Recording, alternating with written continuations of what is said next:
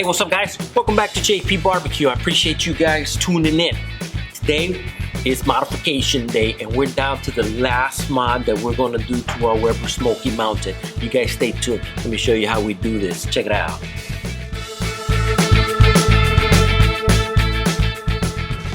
I have been really having a lot of fun doing all these modifications to this Weber Smokey Mountain. You know, I'm having a great time.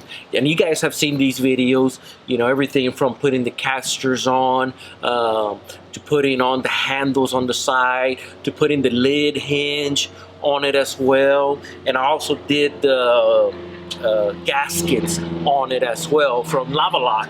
So, oh, and I also put the front handle on that lid kit as well. So, you know, I've been having a great time doing this. So now we're down to our last modification that we're going to do as far as what I can think of. Oh, the other thing I did, you know, how am I going to forget? I put the handles on these vents. You know, that was cool. And I really like these new handles that I just put on. Replaced those other eye bolts that I had on it. So, you know, and they're nice. They're cool. I really like them. So we're down to the last mod, and here's what we got. Let me show you what we're doing. So we are gonna be installing the BBQ Guru. Okay, so and supposedly this is a really good unit. Okay, let me show it to you over here on the side. I already opened the box and saw the things that it comes with. So let me show you what all it comes with as well. It comes with the fan motor. Okay, the fan motor, and this plugs into the control unit. So we gotta make a hole inside of our base of our Weber Smokey Mountain. You know, that's that part right there. Oh, and this is the, I'm not sure what it's called, but this is the part that gets installed on the unit, on the Weber Smokey Mountain itself. So this is what you have to make a hole in your I guess you can call it the pit of the Weber Smokey Mountain. And the neat little thing that it comes with, this is kind of the adapter that holds the unit over on the back side. And I don't know if you can see it, but it's not a flat washer. It's got some bends on it. Let me show it to you over here. And the bends, and it's got an open part right here. So when this installs on the back side, you want to make sure that the part that's open right here, this part that's open, is pointing down towards the bottom of the pit. And the reason for it is because when it blows air into the Weber Smokey Mountain, you want the air to go to the bottom and come up through the charcoal. So that's pretty neat little idea. You know, I thought it was just blowing air into the Weber Smokey Mountain, but it's directional. It'll blow air in and down, and then the air will come up through the charcoal, you know, keeping the charcoal ventilated so it just keeps burning. So that's that part. And that part, you know, when you drill the hole, it just screws on to the back side of it. And I'm gonna show you how we do this. You know, that's how that goes right there, just like that. Comes with a power adapter.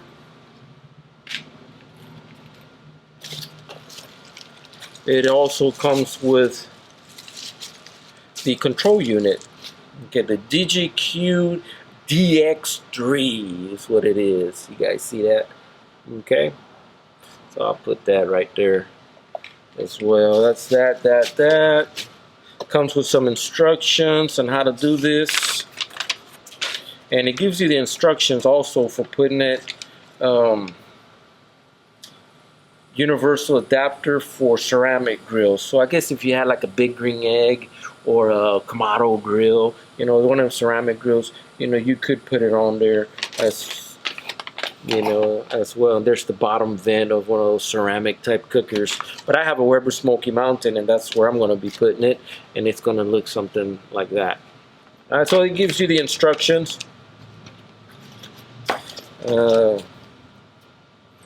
some kind of mounting bracket for the control unit. So I don't think I'm going to need this, and the reason I say I'm not going to need that is because I went ahead and bought this extension. It's a magnet base, and the unit goes mounted here, and it's flexible. You know, you can put it anywhere you want. You know, so I got it. This does not come with the unit itself, so you got to get this separate. Comes with this other little bracket. This is for the ceramic cookers. User guide, and they give you, you know, this is pretty cool. They give you this red paper that says read this first, important, and all it really says is if you're having trouble with your unit, you can contact them. There's plenty of help support. They got a phone number, email on here as well, you know, and you can call them Monday through Friday, 8:30 to 5 Eastern time. So, you know, that's pretty cool that they do that. Another little pamphlet for accessories. I don't think I need that or that. A little recipe book they give you, and something to put the control unit in when you're done cooking. And they give you a meat probe, which is, you know, it's what you need.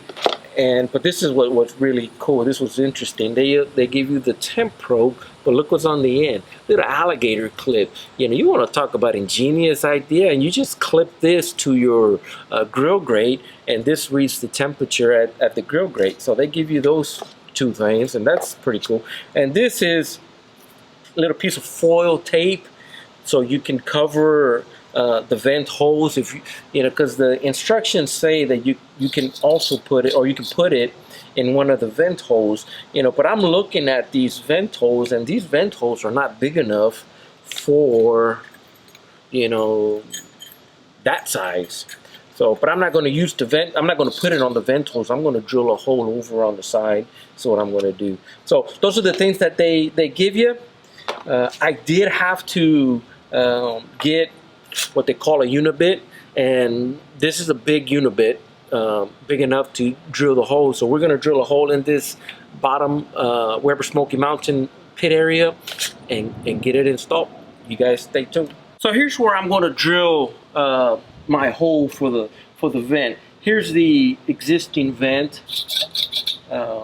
you know, that comes with the Weber Smokey Mountain, and I'm just going to come at the same height. And I'm going to try to put it somewhere centered between here and right around there is where I'm going to put it. And, you know, nothing fancy. We're not going to measure it. We're just going to drill a hole using our new unibit. See how it comes out. You know, try to center it as much as possible right around there. There we go. I think that'll work. There we go. Got the hole drilled, and screws in perfect.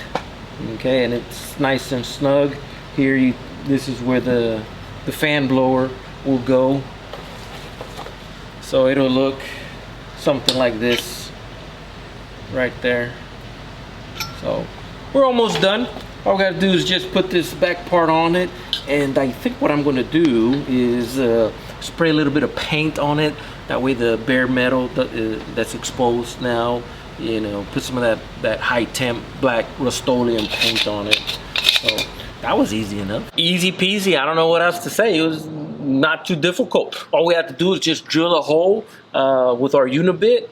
And you want to be careful with that unibit, because if you go too big, you could make that hole just a little bit too big. So I was kind of like inching it. As I got closer and closer, I would do a little test run and make sure that that inducer adapter, you know, threaded in there. But, you know, we got it done. Also put a little bit of high temp Rust-Oleum paint on it, on the inside edges.